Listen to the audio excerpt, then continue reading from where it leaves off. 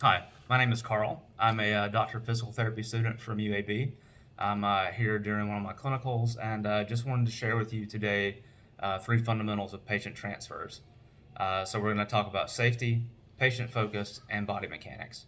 And I'll apologize for our little low-tech situation here. Our camera crew is on leave today, and they didn't have a budget for a teleprompter, so I've got my cheat sheet here. So again, number one, personal safety. So you should never lift more than you're comfortable with, and if you need it, you should never be afraid to ask for help. So this is our number one point because if you are injured, you can't help your patients, and if you get injured while transferring a patient, they risk injury as well. And at the VA, they generally don't want you to lift more than 35 pounds. So if a patient is under needs total assistance to move, make sure you're using one of our lifts, and before you use one of those, make sure you get trained on it. So number two is be patient focused. So work at the level and speed with which your patient is capable. We'll have some patients who are completely dependent that you can move, in just a few seconds, and then we'll have some that are dependent that have pain or other just conditions that you need to take just a little bit more time and patience in moving them. And likewise, you might have somebody that only needs just a little bit of assistance, but they just move a little slower. So make sure you're being mindful of your patient's limitations and things that may cause increases in their pain, and avoid those.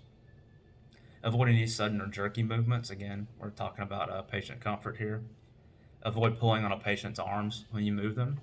A lot of patients will have weakened shoulders, and pulling on their arms can maybe even cause a dislocation or just other injury. Involve the patient as much as possible in your transfer. So ask them when you sit down, what do I need to do to help you? Let them inform you what they're capable of doing, and let them perform as much of the work of the movement as they're able to. Communicate with them, tell them what you're trying to accomplish, and instruct them in things that they need to do to help you. Make sure they understand. And number three, lift with good body mechanics. So make sure you take an adequate base of support, and what I mean by that is position your feet a little staggered and wide enough that you're able to just shift your weight back and forth when moving the patient, not have to take a step. That just makes things a little safer. Keep the load close to your body, so don't have them way over here trying to move them. Keep them close. The closer that load is, the less stress you're placing on your back and other areas. Minimize the distance you have to travel.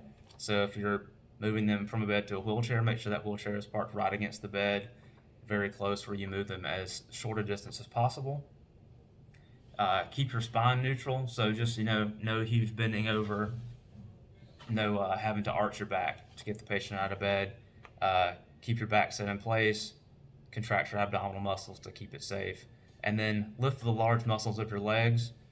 Don't rely on your back, don't rely on your arms. Use the butt your mama gave you and your legs. Move that patient safely.